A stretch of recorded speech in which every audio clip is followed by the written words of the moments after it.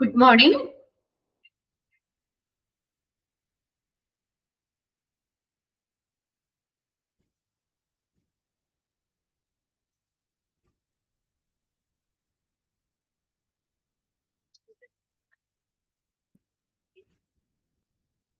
Good morning. ഞാനത് കേൾക്കാൻ പറ്റുന്നില്ലേ എന്ന് വിചാരിച്ചു നിങ്ങൾക്ക്. ഓക്കെ, ഇവിടെ ഷെയർ ചെയ്തേക്കുന്ന സ്ക്രീനും ക്ലിയർ അല്ലേ നിങ്ങൾക്ക്? ഷെയർ ചെയ്തേക്കുന്ന സ്ക്രീൻ ഓക്കെ അല്ലേ? യെസ്.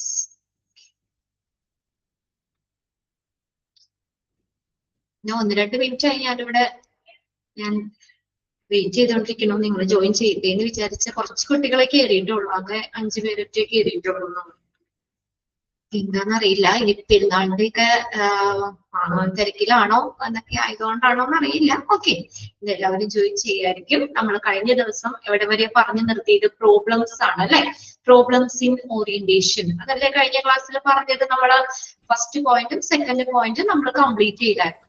പ്രോബ്ലംസ് ഇൻ ഓറിയന്റേഷൻ അല്ലെ? ഫസ്റ്റും സെക്കൻഡ് പോയിന്റ് കംപ്ലീറ്റ് ചെയ്തില്ലേ കഴിഞ്ഞ ക്ലാസ്സിൽ?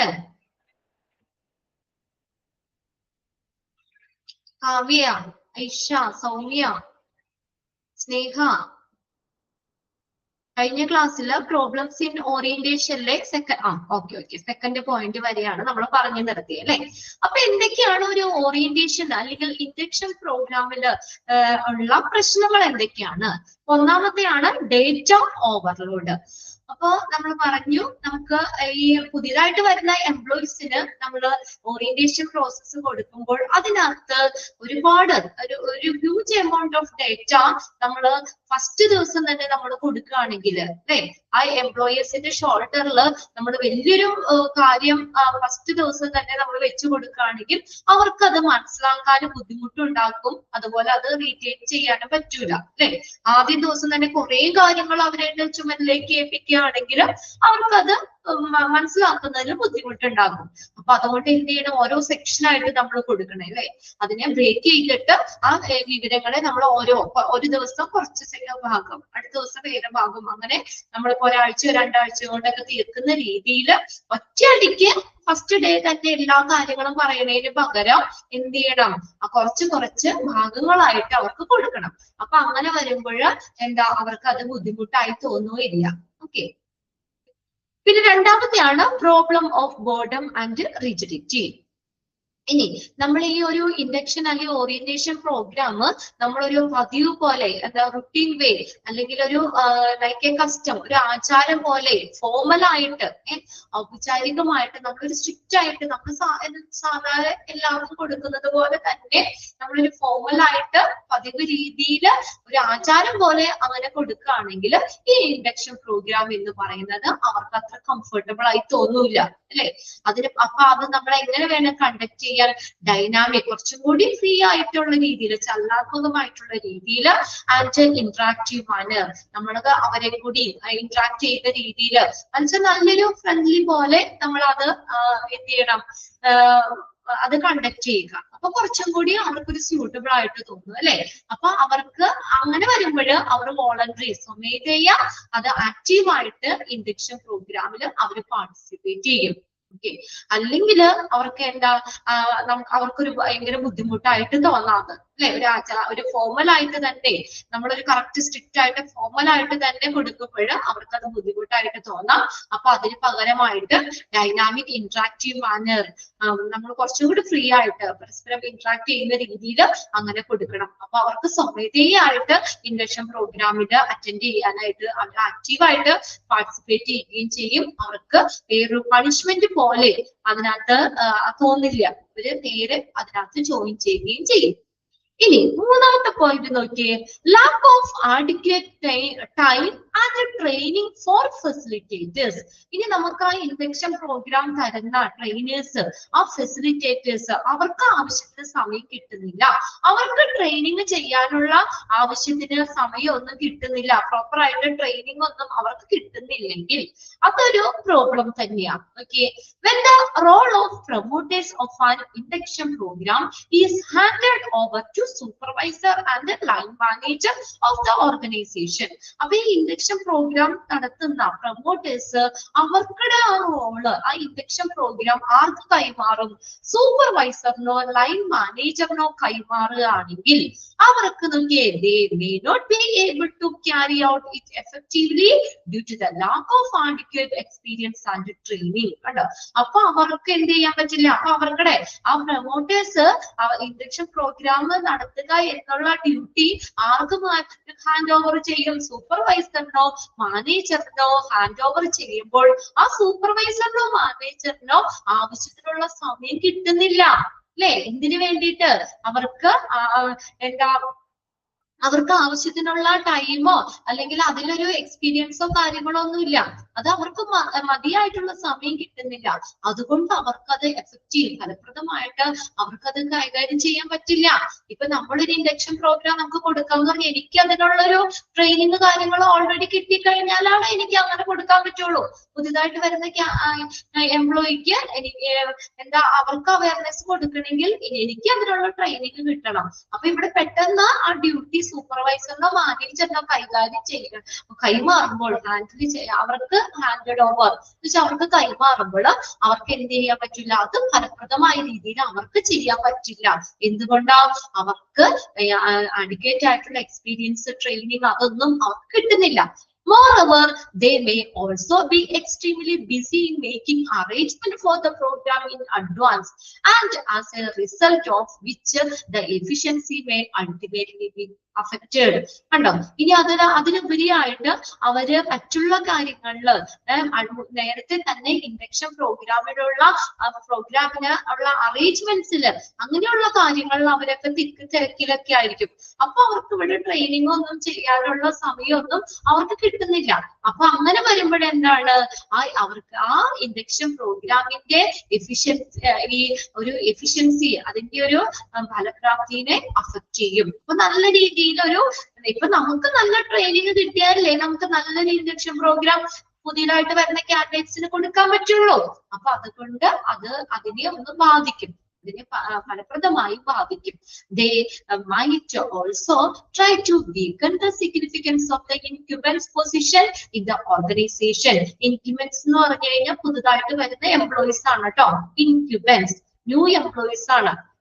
അപ്പൊ ഈ ആ ഓർഗനൈസേഷനില് എനിക്ക് പുതുതായിട്ട് വരുന്ന ഇൻക്യുബൻസിന്റെ പൊസിഷനെയും അത് ദുർബലപ്പെടുത്തുന്നു. ഇപ്പൊ എനിക്ക് നല്ല ട്രെയിനിങ് അവിടെ കിട്ടിക്കഴിഞ്ഞാൽ എനിക്ക് നല്ല രീതിയിൽ ആ ജോലി ചെയ്യാൻ പറ്റും.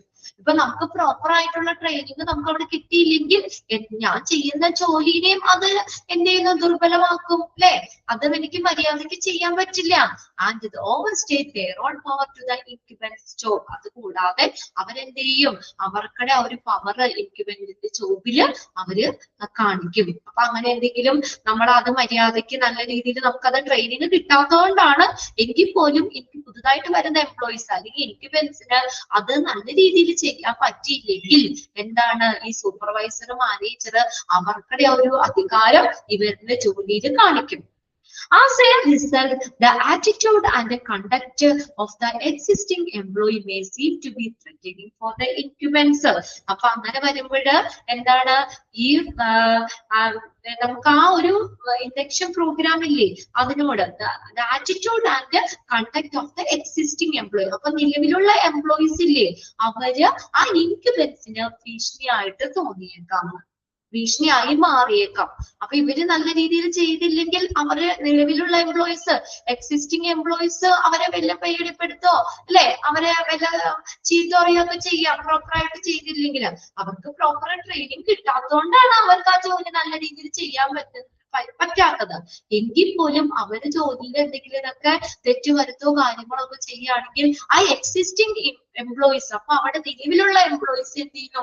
ഇൻക്യുബേറ്ററിന് ഭീഷണിയായി മാറാവുന്നത്. ഓക്കെ, അടുത്തതാണ് ഫെസിലിറ്റേറ്റേഴ്സിന് ആവശ്യത്തിനുള്ള ടൈമും ഈ നമുക്ക് ട്രെയിനിങ്ങിനുള്ള സമയമൊക്കെ അതിന്റെ അഭാവം.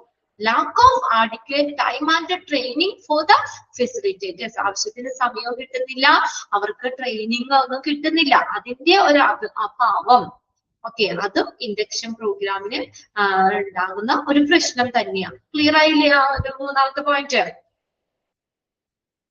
ഓക്കെ ആണോ?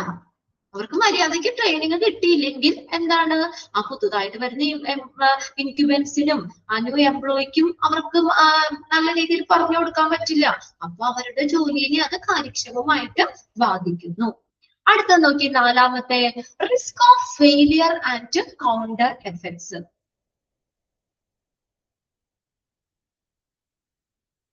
ഓക്കെ, അതൊന്ന് വായിച്ചു വെച്ചാൽ മതി കേട്ടോ അതിനകത്ത്.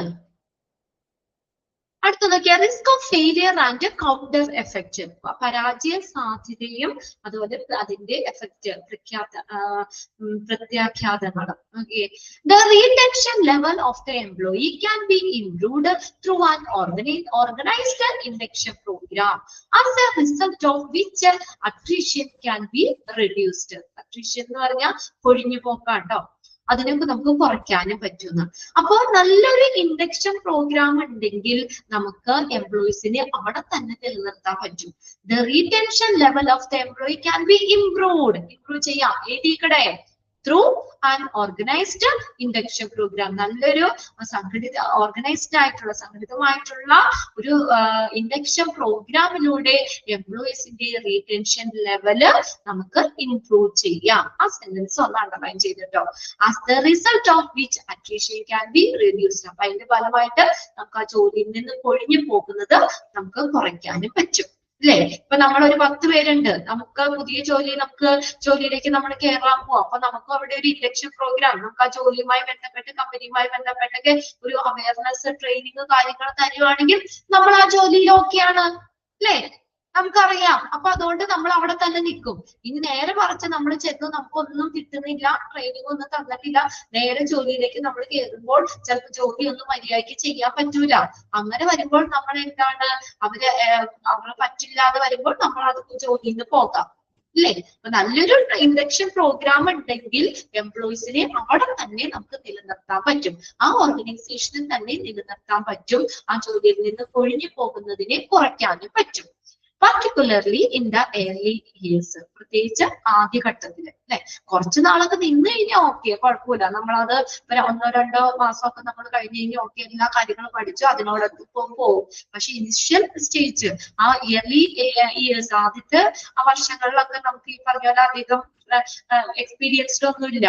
അപ്പൊ അങ്ങനെ വരുമ്പോൾ ആദ്യത്തെ ആ വർഷങ്ങളിൽ തന്നെ ജോലിയിൽ നിന്ന് ഒഴിഞ്ഞു പോകുന്നത് കുറയ്ക്കാനും പറ്റും, എന്തുണ്ടെങ്കിൽ നല്ലൊരു ഇൻഡക്ഷൻ പ്രോഗ്രാം ഉണ്ടെങ്കിൽ. അതൊന്ന് അണ്ടർലൈൻ ചെയ്തോട്ടോ sentence. On the other hand, മറ്റൊരു തരത്തിൽ പറയുകയാണെങ്കിൽ, a weak prepared and implemented induction program could produce undesired result. അത് അണ്ടർലൈൻ ചെയ്തോ.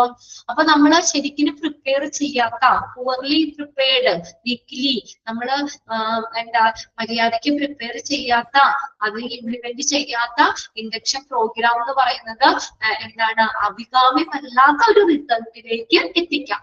അങ്ങനെയുള്ള നമുക്ക് അൺഡിസറേഡ് എന്ന് പറഞ്ഞാൽ അഭികാമ്യമല്ലാത്ത ഒരു റിസൾട്ട് ഉണ്ടാക്കുന്നതിന് കാരണമാകാം. It may force the new employee to build a negative feeling towards the organization and also about their attitude towards the induction program, although this is not done deliberately. കണ്ടോ, ഇത് നമ്മൾ നല്ല രീതിയിൽ ഡെലിബറേറ്റ്ലി എന്ന് വെച്ചാൽ ആലോചനാപൂർവം നല്ല രീതിയിൽ ഇൻഡക്ഷൻ പ്രോഗ്രാം ആലോചിച്ച് നമ്മളത് പ്ലാൻഡ് ആയിരിക്കണം. നമ്മൾ ആലോചിച്ച് അത് ചെയ്തില്ലെങ്കിൽ എന്ത് പറ്റും, ആ പുതുതായിട്ട് വരുന്ന എംപ്ലോയീസിന് എന്ത് പറ്റും, ആ ഒരു ഓർഗനൈസേഷനെ സംബന്ധിച്ച് ഒരു നെഗറ്റീവ് ആയിട്ടുള്ള ഒരു ഫീലിംഗ് ഉണ്ടാവും, അല്ലെ?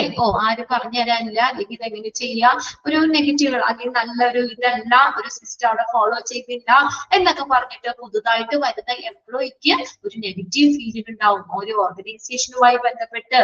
പിന്നെ അതുപോലെ തന്നെ ഇൻഡക്ഷൻ പ്രോഗ്രാമിനോടുള്ള അവരുടെ ഒരു ആറ്റിറ്റ്യൂഡ്, അല്ലെ, അതും നമുക്കൊരു നെഗറ്റീവ് ആയിട്ട് തന്നെ തോന്നാം. Although this is not done deliberately, ഇത് നമ്മൾ നല്ല രീതിയിൽ ചെയ്തില്ലെങ്കിൽ, ആലോചനാപൂർവ്വം ചെയ്തില്ലെങ്കിൽ പുതുതായിട്ട് വരുന്ന എംപ്ലോയിക്ക് അതിൻ്റെതായ ബുദ്ധിമുട്ടുകൾ ഉണ്ടാകാം. അവർക്ക് ആ സ്ഥാപനത്തെ കുറിച്ച് തന്നെ ഒരു നെഗറ്റീവ് ആയിട്ടുള്ള ഒരു ധാരണയൊക്കെ വരാം. This due course also forces the employee to leave the job suddenly as he is nervous, fearful, and uncertain about his future. ഉണ്ടോ? അപ്പൊ അങ്ങനെ ഒരു നല്ലൊരു ഇൻഡക്ഷൻ പ്രോഗ്രാം ഒന്നും കിട്ടിയില്ല, കമ്പനിയെ കുറിച്ച് നമുക്കൊരു മോശമായിട്ടുള്ള നെഗറ്റീവ് ആയിട്ടുള്ള ഇതൊക്കെയാണ് നമുക്ക് വരുന്നതെങ്കിൽ അതെന്ത് ആ എംപ്ലോയിനെ ഫോഴ്സ് ചെയ്യും to leave the job suddenly. ആ ജോലിയിൽ നിന്ന് പെട്ടെന്ന് തന്നെ പോകാനായിട്ട് നമുക്ക് പറ്റില്ല. അപ്പൊ നമ്മള് ഒരു എന്താ 4-5 ദിവസം പോയിട്ട് നമുക്ക് ആ ജോലിയുമായിട്ട് കറക്റ്റ് ആയിട്ട് മാച്ച് ആവാൻ പറ്റുന്നില്ല, ആ ജോലി മര്യാദയ്ക്ക് ചെയ്യാൻ പറ്റില്ലെങ്കിൽ എന്ത് ചെയ്യും? നമ്മൾ അവിടെ നിന്ന് വേണ്ടാന്ന് വെക്കും. നമുക്ക് പറ്റില്ല എന്നുള്ളത് കൊണ്ട് എംപ്ലോയി എന്ത് ചെയ്യും? To leave the job suddenly, പെട്ടെന്ന് തന്നെ ആ ജോലിയിൽ നിന്ന് പിന്മാറുന്നു. As he is nervous, fearful, nervous ആവുന്നു, ഫിയർഫുൾ, പേടി ഒക്കെ വരുന്നു, and uncertain about his future, ഫ്യൂച്ചറിനെ കുറിച്ച് ഒരു പരിഭ്രാന്തിയും പേടിയും ഇതൊക്കെ ഉണ്ടാകാം. അപ്പൊ നമ്മളിങ്ങനെ ആ ജോലി വേണ്ടാന്ന് വെച്ചിരുന്നെങ്കിൽ നമുക്ക് ഭാവിയെ കുറിച്ച് അയ്യോ ഇനി എന്ത് ചെയ്യും, ഇനി എന്ത് ജോലിക്ക് പോകും, അങ്ങനെയൊക്കെ ഒരു പേടിയൊക്കെ ഉണ്ടാവുമല്ലോ അല്ലെ? ആ ഉള്ള ജോലി നമുക്കത് അതിന് ചെയ്യാൻ പറ്റുന്നില്ല, അതുമായിട്ട് മാച്ച് ചെയ്ത് പോകാൻ പറ്റിയില്ലെങ്കിൽ നമുക്ക് ആ എംപ്ലോയിക്ക് ആ അവന്റെ ഭാവിയെ കുറിച്ച് പരിഭ്രാന്തിയും പിന്നെ അതുപോലെ പേടിയും നെർവസും ഒക്കെ ഉണ്ടാകാം, അനുഭവപ്പെടാം. ഇനി അടുത്തതാണ് 5ാമത്തെ പോയിന്റ് നോക്കിയേ, lack of diversity in orientation programme. ഇനി ഡൈവേഴ്സിറ്റി എന്ന് പറഞ്ഞാൽ വൈവിധ്യം, ഓറിയന്റേഷൻ പ്രോഗ്രാമിന്റെ വൈവിധ്യ കുറവ്, lack of diversity in orientation programme. Orientation പ്രോഗ്രാമിന്റെ വൈവിധ്യക്കുറവ്, അതായത് എല്ലാ ഇതും ഒരേപോലെ ആയി കഴിഞ്ഞു കഴിഞ്ഞാൽ അതിന് പല പ്രശ്നങ്ങൾ വരും.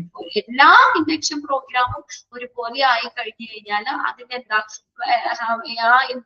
അതിന് ആ ഇൻഡക്ഷൻ പ്രോഗ്രാം കണ്ടക്ട് ചെയ്യുന്നതിനും ഒക്കെ ബുദ്ധിമുട്ടാവാം. ഡൈവേഴ്സിറ്റിയുടെ ഒരു അഭാവം. Level of learning ability and the perspective skill vary from one person to another. ശരിയായിട്ടുള്ള കാര്യല്ലേ? ഇപ്പൊ എല്ലാവർക്കും പഠിക്കാനുള്ള കഴിവ് അതിന്റെ ലെവല് ഒരുപോലെയല്ല. അതുപോലെ നമുക്ക് അതിന്റെ കഴിവുകള് അല്ലെ, കഴിവുകളും ഒക്കെ പെർസ്പെക്റ്റീവ് സ്കിൽ എന്ന് പറഞ്ഞാൽ അത് നമുക്ക് ഗ്രഹിക്കാനുള്ള ആ കാര്യങ്ങൾ മനസ്സിലാക്കാനുള്ള കഴിവും അതുപോലെ തന്നെ പഠിക്കാനുള്ള കഴിവും ഒക്കെ എന്താണ് ഒരുപോലെയല്ല. Vary from one person to another, വ്യക്തികളില് അനുസരിച്ച് അതിന് വ്യത്യാസം വരാം. Okay, few people can grasp better than others. ഇനി കുറച്ചു പേർക്ക് പെട്ടെന്ന് ഗ്രാസ്പ് ചെയ്യാൻ പറ്റും, പെട്ടെന്ന് കാര്യങ്ങൾ മനസ്സിലാക്കാൻ പറ്റും മറ്റുള്ളവരെക്കാളും. നമ്മളും അതെ, ക്ലാസ്സിൽ ഇപ്പൊ എല്ലാവർക്കും ഒരുപോലെ തന്നെ മനസ്സിലാവണമെന്നില്ല. ചിലർക്ക് ഒരു പ്രാവശ്യം പറഞ്ഞാൽ മനസ്സിലാവും, ചിലർക്ക് ആ പോയിന്റ് തന്നെ 2-3 പ്രാവശ്യം ഒന്നുകൂടി സ്ട്രെസ് ചെയ്ത് പറയുമ്പോഴായിരിക്കും ചിലർക്ക് അത് മനസ്സിലാവുന്നത്. അതാണ് ഓരോരുത്തരുടെ ഗ്രാസ്പിംഗ് പവർ വ്യത്യാസം. ഇപ്പൊ എല്ലാവരും ഇരിക്കുന്നത്, ക്ലാസ്സിലിരിക്കുന്ന എല്ലാവരും ഒരേപോലെ നമുക്ക് കൺസിഡർ ചെയ്യാൻ പറ്റുമോ? ഇല്ല. അത് നമ്മള് പല ക്വാളിഫിക്കേഷനിലുള്ളവരും ഉണ്ട്, ഏറ്റവും ലോ മുതൽ ഹൈ ക്വാളിഫൈഡ് ആയിട്ടുള്ള ആളുകൾ വരെ ഉണ്ട് നമ്മുടെ ക്ലാസ്സിൽ. അപ്പൊ നമ്മള് എല്ലാവർക്കും ഒരേപോലെ മനസ്സിലാവുന്ന രീതിയിൽ വേണം നമ്മളത് ചെയ്യാനായിട്ട്. എന്തുകൊണ്ടാ? പലരുടെയും ഗ്രാസ്പിംഗ് പവർ വ്യത്യാസം ഉണ്ടാവും അല്ലെ? ഓരോ വ്യക്തികളുടെ അനുസരിച്ച് അവർക്ക് മനസ്സിലാക്കാനുള്ള ശേഷി, അവരുടെ കഴിവുകളും ഒക്കെ വ്യത്യാസം ഉണ്ടാവാം. Likewise, only listening to the presenter may be enough for some people to understand the subject matter. ഇനി ചില ആളുകൾക്ക് ആ സബ്ജക്ട് മാറ്റർ മനസ്സിലാക്കണമെങ്കിൽ ആ പ്രസന്ററിനെ ശ്രദ്ധിച്ചാൽ മതി അല്ലെ? പറയണ ആളെ അങ്ങനെയല്ലേ? ചിലർക്ക് ഇപ്പൊ ക്ലാസ്സിൽ ടീച്ചർ പറയുന്ന കേട്ടാ മതി, വേറെ വന്ന് വായിക്കൊന്നും വേണ്ട. ചിലർക്ക് ക്ലാസ്സിലെ ടീച്ചർ പഠിപ്പിക്കുന്നത് ആ പ്രസന്റർ ആണ് അല്ലെ, ആ പ്രസന്റ് ചെയ്യുന്ന ആള്, ആ പഠിപ്പിക്കുന്ന ടീച്ചർ പറയുന്ന കാര്യം മാത്രം കേട്ടാൽ മതി അവർക്ക് അത് മനസ്സിലാവാൻ. എന്നാൽ ചില ആളുകൾക്കോ, ചിലർക്ക് എങ്ങനെയാ, others may need a video presentation and demos to understand the information clearly. എന്നാൽ ചില ആളുകൾക്ക് എന്താ, എന്തെങ്കിലും അത് ടീച്ചർ പറയുന്നത് മാത്രം പോരാ, ചിലപ്പോ കുറച്ചും കൂടി മനസ്സിലാവാനായിട്ട് വീഡിയോ പ്രസന്റേഷനോ എന്തെങ്കിലും ഡെമോയൊക്കെ കാണിക്കേണ്ട വരാം.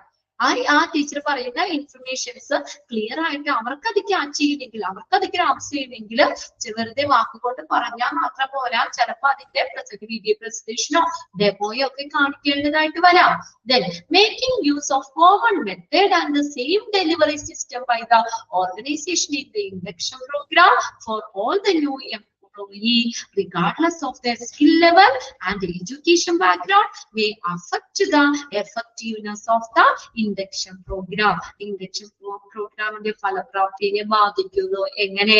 എല്ലാവർക്കും ഒരേപോലെയുള്ള ഇൻഡക്ഷൻ പ്രോഗ്രാം സംഘടിപ്പിക്കുകയാണെങ്കിൽ, പുതുതായിട്ട് വരുന്ന എംപ്ലോയിക്ക് എല്ലാവർക്കും ഒരേപോലെയുള്ള ഇൻഡക്ഷൻ പ്രോഗ്രാം സംഘടിപ്പിക്കുകയാണെങ്കിൽ, കോമൺ മെത്തേഡ് ഉപയോഗിക്കുകയാണെങ്കിൽ, സെയിം ഡെലിവറി സിസ്റ്റം ഉപയോഗിക്കുകയാണെങ്കിൽ, അവർക്കിടെ എന്ത് പരിഗണിക്കാതെ, regardless of their skill level, അവർക്കിടെ സ്കിൽ ലെവലുകൾ പരിഗണിക്കാതെ, എഡ്യൂക്കേഷണൽ ബാക്ക്ഗ്രൗണ്ട് പരിഗണിക്കാതെ, എല്ലാവർക്കും ഒരേ രീതിയിലുള്ള ഇൻഡക്ഷൻ പ്രോഗ്രാം നമ്മൾ ഉപയോഗിക്കുകയാണെങ്കിൽ എന്ത് പറ്റും? May affect the effectiveness of the induction programme. Induction പ്രോഗ്രാമിന്റെ ഫലപ്രാപ്തിയെ അത് എഫക്ട് ചെയ്യും. അപ്പൊ നമ്മൾ ഇൻഡക്ഷൻ പ്രോഗ്രാം ഒക്കെ കൊടുക്കുമ്പോൾ ഓരോ ലെവലുള്ള ആളുകളെ കുറച്ച് ഗ്രൂപ്പുകളായിട്ട് അങ്ങനെ വേണം കൊടുക്കാനായിട്ട്. അല്ലാതെ എല്ലാവർക്കും, ഇപ്പൊ നമ്മൾ 10th പാസ്സുള്ളവർക്കും വലിയ PG ഇതൊക്കെ കഴിഞ്ഞിരിക്കുന്നവർക്കും എല്ലാവർക്കും ഒരേപോലെയുള്ള ഇൻഡക്ഷൻ പ്രോഗ്രാം കൊടുത്തു കഴിഞ്ഞാൽ അത് ആ ഇൻഡക്ഷൻ പ്രോസസ്സ് ഫലപ്രദമാവില്ല, അല്ലെ? അതാണ് ഡൈവേഴ്സിറ്റിയുടെ കുറവുണ്ടെന്ന്. അതൊരു പ്രശ്നമാണ്, വൈവിധ്യക്കുറവ്. അല്ലെങ്കിൽ നമ്മൾ ഓരോരുത്തർക്കുടെയും സ്കില്ല്, അവരുടെ ക്വാളിഫിക്കേഷൻ അതനുസരിച്ച് സെപ്പറേറ്റ് ആയിട്ടുള്ള ഇൻഡക്ഷൻ പ്രോഗ്രാം കൊടുക്കണം. എന്നാൽ ഇതെല്ലാവർക്കും ഒരേപോലെയുള്ള കോമൺ മെത്തേഡ്, അതുപോലെ തന്നെ ഒരുപോലെയുള്ള സെയിം ഡെലിവറി സിസ്റ്റം, ഇതൊക്കെ സ്ഥാപനം കൊടുക്കുകയാണെങ്കിൽ അവിടെ ആ ഇൻഡക്ഷൻ പ്രോസസ്സിന്റെ എഫക്റ്റീവ്നെസ്സിനെ അഫക്റ്റ് ചെയ്യും, ഫലപ്രാപ്തിനെ അഫക്റ്റ് ചെയ്യും. ഓക്കെ, ഇനി അടുത്ത ആറാമത്തെ എന്താന്ന് നോക്കിയേ, absence of evaluation and follow up. അപ്പൊ ഇൻഡക്ഷൻ പ്രോഗ്രാമിന്റെ ലാസ്റ്റ് നമ്മൾ കൊടുക്കേണ്ട ഒരു കാര്യമാണ് ഇവാലുവേഷൻ ചെയ്യണം. Evaluation and follow up, evaluate ചെയ്യണം. അപ്പൊ നമ്മള് ആ ഓർഗനൈസേഷൻ കൊടുത്ത ഇൻഡക്ഷൻ പ്രോഗ്രാം, അപ്പൊ അത് ആളുകളെ എത്രത്തോളം മനസ്സിലാക്കി, അതിന്റെ ഫോളോ അപ്പ് കാര്യങ്ങളൊക്കെ അവിടെ കൊടുക്കണം. It is important for the organization to assess the efficiency of the induction program by gathering the feedback from the new employee participating in it. അതില് പാർട്ടിസിപ്പേറ്റ് ചെയ്യുന്ന പുതുതായിട്ട് വരുന്ന ന്യൂ എംപ്ലോയീസിന്റെ ഫീഡ്ബാക്ക് ഗ്യാദർ ചെയ്യണം ഏതിലെ induction പ്രോഗ്രാമില്. Okay, വെറുതെ അവിടെ അവസാനിപ്പിക്കാൻ പറ്റൂല. Last നമ്മളത് കൺക്ലൂഡ് ചെയ്യുമ്പോൾ എന്തുകൂടി കൊടുക്കണം? അവിടെ ഒരു ഇവാലുവേഷൻ ആൻഡ് ഫോളോ അപ്പ് എന്ന് പറഞ്ഞു കൊടുക്കണം. അതായത് ആ ഇൻഡക്ഷൻ പ്രോഗ്രാമില് പാർട്ടിസിപ്പേറ്റ് ചെയ്തിട്ടുള്ള പുതുതായിട്ടുള്ള എംപ്ലോയീസ് അല്ലെ, അവരിൽ നിന്ന് എന്ത് ചെയ്യണം? ഫീഡ്ബാക്ക് ഗ്യാദർ ചെയ്യണം. എന്നാലാണ് നമുക്ക് ഇൻഡക്ഷൻ പ്രോഗ്രാമിന്റെ ഫലപ്രാപ്തി നല്ലതായിരുന്നോ, എല്ലാവർക്കും ക്യാച്ച് ചെയ്യാൻ പറ്റുമോ എന്നുള്ള കാര്യങ്ങളൊക്കെ നമുക്ക് ഇവാലുവേറ്റ് ചെയ്യാൻ പറ്റുള്ളൂ. ഉണ്ടോ? എന്നാലാണ് അവിടെ നമ്മൾ അതിന്റെ ഒരു മെഷർ ചെയ്താലല്ലേ, നമുക്ക് ആ ഫീഡ്ബാക്ക് നോക്കിയാലാണ് എത്രത്തോളം അത് പുതുതായിട്ട് വരുന്ന എംപ്ലോയിക്ക് പ്രയോജനപ്രദമായിട്ട്, അല്ലെങ്കിൽ അവര് പറഞ്ഞ കാര്യങ്ങൾ എത്രത്തോളം ഗ്രാസ്പ് ചെയ്തു എന്നൊക്കെ അറിയണ്ടേ. അതിനു വേണ്ടി ഫസ്റ്റ് സെന്റൻസ് ഒന്ന് underline ചെയ്തോട്ടോ. They should regularly follow up the feedback process by making the required modification in the program to upgrade it. നമ്മൾ റെഗുലർ ആയിട്ട് ഫോളോ അപ്പുകൾ, ഫീഡ്ബാക്ക് പ്രോസസ് ഒക്കെ നമ്മൾ നോക്കണം. അതനുസരിച്ച് എന്ത് ചെയ്യണം? പുതുതായിട്ട് ഇൻഡക്ഷൻ പ്രോഗ്രാമില് ഇനി എന്തെങ്കിലും മാറ്റങ്ങളൊക്കെ വരുത്തണോ, മോഡിഫിക്കേഷൻ വരുത്തണോ, ആ മോഡിഫിക്കേഷൻ വരുത്തുന്ന ആവശ്യമായിട്ടുള്ള കാര്യങ്ങൾ എന്ത് ചെയ്യണം? അവിടെ പുതുക്കണം, അല്ലെങ്കിൽ നവീകരിക്കണം. On the other hand, മറ്റൊരു വിധത്തിൽ പറയുകയാണെങ്കിൽ, many organizations rarely carry out a serious assessment and follow up their induction process. അതായത് സീരിയസ് ആയിട്ടുള്ള അസസ്മെന്റ് ഫോളോ അപ്പ് ഒക്കെ വളരെ പല ഓർഗനൈസേഷനും വളരെ റയർ ആയിട്ട് മാത്രമേ എന്ത് ചെയ്യുള്ളൂ, നടപ്പിലാക്കാറുള്ളൂ. വളരെ കുറച്ച് സ്ഥാപനങ്ങൾ മാത്രമേ ഈ ഇൻഡക്ഷൻ പ്രോഗ്രാമിന്റെ എഫക്റ്റീവ്നെസ് അവരത് മെഷർ ചെയ്യാറുള്ളൂ എന്നാണ്. On the other hand, many organizations rarely carried out a serious assessment. Serious ആയിട്ടുള്ള ഒരു assessment follow up their induction process-ൽ അവരുടെ induction process-ൽ serious ആയിട്ടുള്ള assessment ഒക്കെ അല്ലെങ്കിൽ ഫോളോ അപ്പുകളൊക്കെ വളരെ റെഗുലർ ആയിട്ട് ഒരു എന്താ പറയാ റെയർ ആയിട്ട് മാത്രമേ വളരെ അപൂർവമായിട്ട് മാത്രമേ നടപ്പിലാക്കാറുള്ളൂ. ക്ലിയർ ആയോ നോക്കി 6 പോയിന്റ്സ്. ഒരു ഇൻഡക്ഷൻ പ്രോഗ്രാം നടത്തുമ്പോൾ അല്ലെങ്കിൽ ഓറിയന്റേഷൻ പ്രോഗ്രാം നടത്തുമ്പോൾ ഉള്ള ബെനിഫിറ്റ് എന്തൊക്കെയാണ്? സോറി, ബെനിഫിറ്റ്സ് നമ്മൾ ആദ്യം പറഞ്ഞാൽ ഇവിടെ പ്രോബ്ലംസ് ആണ് കേട്ടോ. ഒരു ഓറിയന്റേഷൻ അല്ലെങ്കിൽ ഇൻഡക്ഷൻ പ്രോഗ്രാമിലുള്ള പ്രോബ്ലംസ് എന്തൊക്കെയാണ് പ്രശ്നങ്ങൾ? 6 പോയിന്റ്സ് ആയിട്ടാണ് കൊടുത്തേക്കണേ. മെയിൻ പോയിന്റുകൾ നോക്കി വെക്കണം. അതിന്റെ താഴെ വരുന്നതും ഒന്ന് വായിച്ചു വെച്ചേക്കണം കേട്ടോ.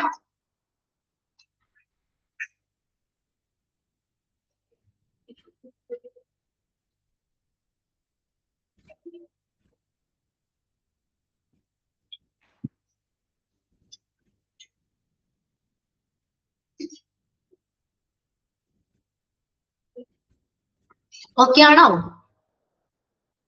ജസ്റ്റ് ഒന്ന് വേഗം ഒന്ന് നോക്കിക്കോട്ടെ എന്ന് കരുതിയാണ് കേട്ടോ.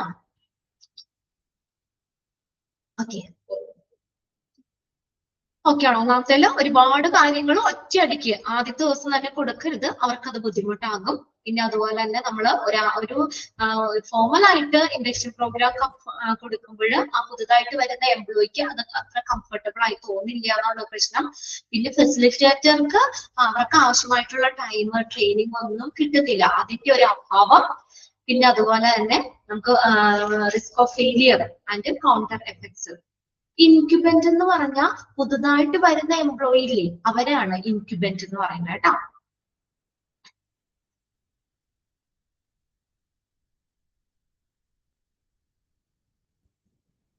ന്യൂ എംപ്ലോയി എന്നാണ് അതിന്റെ മീനിങ്. പിന്നെ അടുത്തത് ലാക്ക് ഓഫ് ഡൈവേഴ്സിറ്റി. ഡൈവേഴ്സിറ്റിയുടെ കുറവ്, അതായത് എല്ലാവർക്കും ഏത് ലെവലോ ഇതൊന്നും നോക്കുന്നില്ല, എല്ലാവർക്കും ഒരേപോലെയുള്ള ഒരു ഇൻഡക്ഷൻ പ്രോഗ്രാം കൊടുക്കുകയാണെങ്കിൽ നമുക്കത് അത്ര ഫലപ്രദമാകില്ല അല്ലെ. ഇപ്പൊ എല്ലാവർക്കും ഒരുപോലെ ക്യാച്ചിങ് പവർ വ്യത്യാസമായിരിക്കും, എല്ലാവർക്കും മനസ്സിലാക്കുന്ന കാര്യങ്ങളിലൊക്കെ വ്യത്യാസം ഉണ്ടായിരിക്കും. അപ്പൊ അതുകൊണ്ട് അത് ബുദ്ധിമുട്ടായി തോന്നാം. പിന്നെ അടുത്തത് ഇവാലുവേഷൻ ഫോളോ അപ്പ്, അതിന്റെ അബ്സെൻസ്. ക്ലിയർ ആണ്. ഇനി അപ്പൊ നമ്മുടെ ആ ഇൻഡക്ഷൻ അല്ലെങ്കിൽ ഓറിയന്റേഷൻ എന്ന് പറഞ്ഞ ആ സെക്ഷൻ അവിടെ കഴിഞ്ഞു. നെക്സ്റ്റ് ആണ് പ്ലേസ്മെന്റ് എന്ന് പറയുന്നത്. പ്ലേസ്മെന്റ് എന്താണ്? Placement Nokia meaning and definition of placement. The employee should be placed on he or she has been hired. അപ്പൊ നമ്മൾ പറഞ്ഞ സെലക്ഷൻ പ്രോസസ് കഴിഞ്ഞു, അതിന്റെ ഹയറിംഗ് ഡിസിഷൻ നമ്മൾ എടുത്തു അല്ലെ. ഇന്ന ആളെ അവിടെ നിയമിക്കാം എന്നുള്ളൊരു ഇത് എടുത്തു. അതിനുശേഷം ആ നിയമിക്കാനുള്ള ഒരാളെ ഓരോ ജോലിയിലേക്ക് കറക്റ്റ് ആളുകളെ നമ്മൾ സെലക്ട് ചെയ്ത് നിയമിച്ചു. ഹയർ ചെയ്തിട്ടുള്ള നിയമിച്ചിട്ടുള്ള ആളുകളെ ആ കറക്റ്റ് ജോലിയിലേക്ക് നിയോഗിക്കുന്നതിനെയാണ് അവരെ എന്ത് ചെയ്യുന്നു? അസൈൻ ചെയ്യണം. ആ ജോലി അവർക്ക് അസൈൻ ചെയ്ത് കൊടുക്കുന്നതിനെയാണ് എന്തെന്ന് പറയുന്നത്? പ്ലേസ്മെന്റ് എന്ന് പറയുന്നത്. Okay, the employee should be placed on he or she has been hired. അവര് നിയമിച്ചിട്ടുള്ള ഹയർ ചെയ്യുക എന്ന് വെച്ചാൽ നിയമിക്കുക, നിയമിതനായിട്ടുള്ള ആ വ്യക്തിനെ, ആ എംപ്ലോയിനെ ആ പുതിയ ജോലിയിലേക്ക് നിയോഗിക്കുന്നതിനെയാണ്, അസൈൻ ചെയ്യുന്നതിനെയാണ് എന്തെന്ന് പറയുന്നത്? ഈ പ്ലേസ്മെന്റ് എന്ന് പറയുന്നത്. അവിടെ അവരുടെ ഡെഫിനിഷൻ നോക്കിയേ. Allocation of people to job is known as placement. Underline ചെയ്തോ? അലോക്കേറ്റ് ചെയ്യാണ്, ജോലിയിലേക്ക് ആളുകളെ നിയോഗിക്കുന്നതിനെയാണ് ഏതെന്ന് പറയുന്നത്? പ്ലേസ്മെന്റ് എന്ന് പറയുന്നത്. അങ്ങനെ തന്നെ ചോദിച്ചിട്ടുണ്ട് കേട്ടോ. Allocation of people to job is known as placement. It is the process of assigning or reassigning employee to new or different jobs. ഇനി എന്താ? It is the process of assigning. assign ചെയ്യാന്ന് വെച്ചാൽ നിയോഗിക്കുക. അപ്പൊ പുതുതായിട്ട് വരുന്ന എംപ്ലോയിനെ ആ പുതിയ ജോലിയിലേക്ക് നിയോഗിക്കുന്നു. ഇന്ന ജോലി ഇന്നതാണ് അസൈൻ ചെയ്ത് കൊടുക്കുന്നു. അതിനെയാണ് പ്ലേസ്മെന്റ് എന്ന് പറയുന്നത്. ഓർ റീഅസൈനിങ്. റീഅസൈനിങ് എന്ന് വെച്ചാൽ പുനർനിയമിക്കുക, പുനർനിയോഗിക്കുക. അതായത് ഇപ്പൊ ഓൾറെഡി ഞാനൊരു ജോലിയായിരുന്നു, എനിക്കത് കുറച്ചും കൂടി വേറൊരു ജോലി ആക്കി തന്നു. ഡിഫറെന്റ് ജോബ്സ്, പല പല ജോലികളിലേക്കൊക്കെ റീഅസൈൻ ചെയ്യുന്നതിനെയാണ് ഇത് പ്ലേസ്മെന്റ് എന്ന് പറയുന്നത്. Thus, placement is the procedure of placing. ഈ ഒരു സെന്റൻസ് വളരെ ഇമ്പോർട്ടന്റ് ആണ്. Placement is the procedure of placing the right person on the right job. ശരിയായ വ്യക്തിയെ ശരിയായ ജോലിയിലേക്ക് പ്ലേസ് ചെയ്യുന്നതിനാണ് എന്തെന്ന് പറയുന്നത് പ്ലേസ്മെന്റ് എന്ന് പറയുന്നത്. അണ്ടർലൈൻ ചെയ്തോട്ടോ. ഒന്നാമത്തെ സെന്റൻസ്, രണ്ടാമത്തെ സെന്റൻസ്, മൂന്നാമത്തെ സെന്റൻസ്, നാലാമത്തെ സെന്റൻസ്. ആ പാരഗ്രാഫ് ഫുള്ള് വേണം നമുക്ക്. അതുകൊണ്ട് പ്ലേസ്മെന്റ് എന്ന് പറഞ്ഞാൽ എന്താ? It's a procedure of placing the right person to the right job. ശരിയായ ജോലിയിൽ ശരിയായ ആളുകളെ പ്ലേസ് ചെയ്യുന്നതിനെയാണ്, നിയോഗിക്കുന്നതിനെയാണ് പ്ലേസ്മെന്റ് എന്ന് പറയുന്നത്. And the aim of placement, ഇനി എന്താ ഈ പ്ലേസ്മെന്റിന്റെ ഒരു എയിം എന്ന് പറഞ്ഞ എന്താ? Is to place the hired candidates in the job for which they have to needed skill. കണ്ടോ, നിയോഗിക്കപ്പെട്ടിട്ടുള്ള ഹയർ ചെയ്തിട്ടുള്ള ആ കാൻഡിഡേറ്റ്സ് അവർക്ക് ആവശ്യമായിട്ടുള്ള, അവർക്ക് എന്താ പറയാ, ആ ജോലിക്ക് ആവശ്യമായിട്ടുള്ള കഴിവുകൾ, ആ കഴിവുകളുള്ള ആ കറക്റ്റ് ജോലിയിലേക്ക് അവരെ നിയോഗിക്കുന്നവരാണ്. In the job for which they have needed skill. എന്തെങ്കിലും കഴിവുള്ളവരായ പോരാ, ആ ജോലിക്ക് ആവശ്യമായിട്ടുള്ള കഴിവുകളുള്ള ആളുകളെ ആ ജോലിയിലേക്ക് നിയമിക്കുന്നതിനെയാണ്, നിയമിക്കുക എന്നതാണ് പ്ലേസ്മെന്റിന്റെ ഒരു എയിം എന്ന് പറയുന്നത്. അവർക്ക് ആ കഴിവുകളുള്ള ജോലി, അല്ലാതെ കഴിവുകൾ ഉണ്ടാവാം, പക്ഷെ നമുക്ക് എല്ലാവർക്കും എല്ലാ ഇതും ഉണ്ടാവില്ലോ. അപ്പൊ അത് ഏത് ജോലിയിലാണ് അവർക്ക് വേണ്ട കഴിവുകള്, അല്ലെങ്കിൽ അവർക്കുള്ള കഴിവുകൾ ഏതാണ്, അല്ലെ? അത് നമ്മൾ നോക്കണം. അതനുസരിച്ചുള്ള ജോലിയിലേക്ക് നിയമിക്കുന്നതിനെയാണ് പ്ലേസ്മെന്റ് എന്ന് പറയുന്നത്. ആ പാരഗ്രാഫ് ഫുള്ള് നോക്കണം കേട്ടോ. ഇനി according to Piggers and Myers, the placement is the determination of the job. Determination എന്ന് വെച്ചാൽ നിർണയിക്കുക, ജോലി നിർണയിക്കുകയാണ്. To which an accepted candidate is to be assigned and his assignment to that job. അതായത് ആ എന്താണ്, ആ അസൈൻ ചെയ്യാന്ന് വെച്ചാൽ നിയോഗിക്കുക, അസൈൻ ചെയ്യാന്ന് വെച്ചാൽ നിയോഗിക്കുക. ആ നിയമിക്കേണ്ട ജോലി ഉണ്ടാവും, ആ ജോലി നിർണയിക്കുകയാണ്. is the determination of the job which an accepted candidate is to be assigned. അവർക്ക് അസൈൻ ചെയ്തിട്ടുള്ള, നിയോഗിച്ചിട്ടുള്ള ആ ജോലി അത് നിർണയിക്കുന്നതാണ് ഏത് പ്ലേസ്മെന്റ് എന്ന് പറയുന്നത്. And his assignment to that job, ആ ജോലിയോടുള്ള അവന്റെ അസൈൻമെന്റ്, അതായത് നിയോഗം, അതായത് ആ ജോലിയിലേക്ക്, ആ കറക്റ്റ് ജോലിയിലേക്ക് അവരെ നിർണയിക്കുന്നതിനെയാണ് പ്ലേസ്മെന്റ് എന്ന് പറയുന്നത്.